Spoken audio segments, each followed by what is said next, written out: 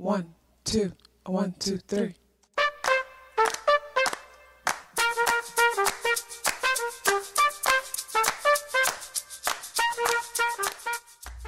Self-awareness is a superpower. My name is KathyLaDonna. Welcome to Soul and Vibration.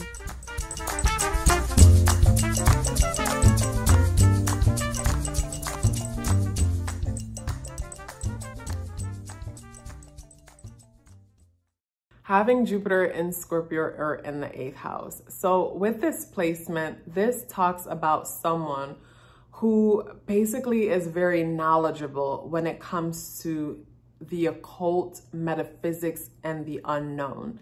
It's not like, say, Mercury in Scorpio, where you're just curious about this topic and constantly turning over every stone.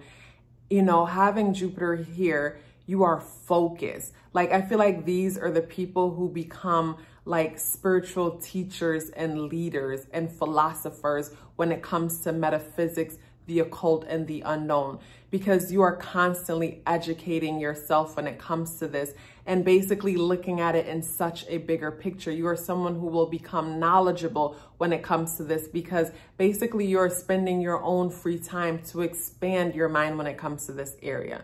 This could also have to do with sex. Like, you might find that you are a sex therapist, you're a sex teacher, you're a sex counselor. You help people to make their sex life better, because with Jupiter here, it's like you expand your mind and your knowledge, and you are philosophical when it comes to sex. Like, you're not just talking about the lower energies of just having sex to have sex. Like, you might talk about like the healing properties of sex, how sex affects our mind, not having it or having too much of it, or doing different things with our bodies, and how, you know, breathing techniques and yoga and playing and basically just bringing a holistic vibe to how sex can positively affect our lives, and becoming someone who teaches the masses when it comes to this, you know. Or even Scorpio or the 8th house has to do with, you know, money that we gain from different financial systems. So this could be through loans, through our partners, inheritance, and things like that. Having Jupiter here, you are someone who likes to expand your mind when it comes to, you know, being better with your financial situation. Someone who likes to learn more about accounting and how to make proper financial decisions, you know, and because of that, you expand your mind on this area of your life, and luck comes in. You know, you're very lucky when it comes to working with either scorpionic energy having to do with metaphysics, the occult, the unknown. Like, you might be an astrologer, someone who does numerologist, or a therapist who transforms people's lives, and you use metaphysics to do so, or you don't use metaphysics to do so, but you're someone who's all about transforming people's lives, some kind of a therapist, a coach, something like that.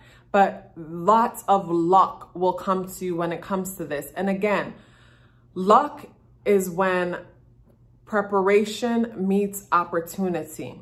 So say, for example, you are a sex therapist, you know, or a sex coach.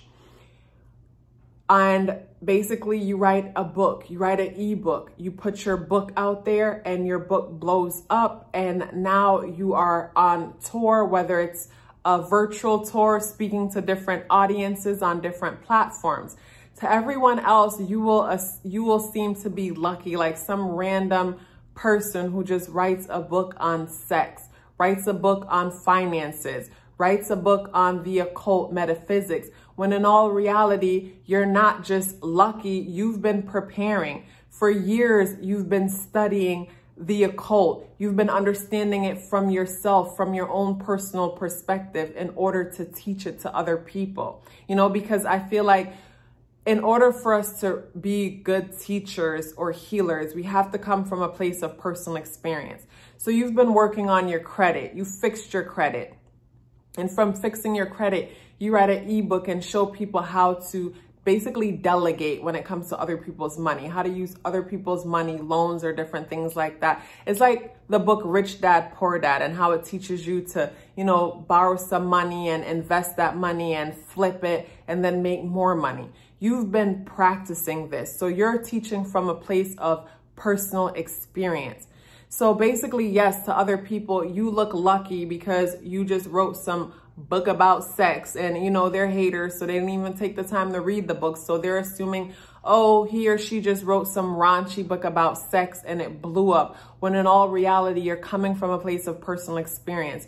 You've been studying this topic on a professional level. You know, you've been doing your research, you've been doing your due diligence, and now it has blown up. You know, you've been doing your due diligence when it comes to finances, when it comes to the occult, metaphysics, transformation of the emotions, transformation of the mind, you know, helping people to get out of their emotional rut. You've been doing this for a very long time. You know, you may have been a barber or a hairstylist, and before, you know, from the first day, your first job, you've been transforming people by talking to them and changing their lives.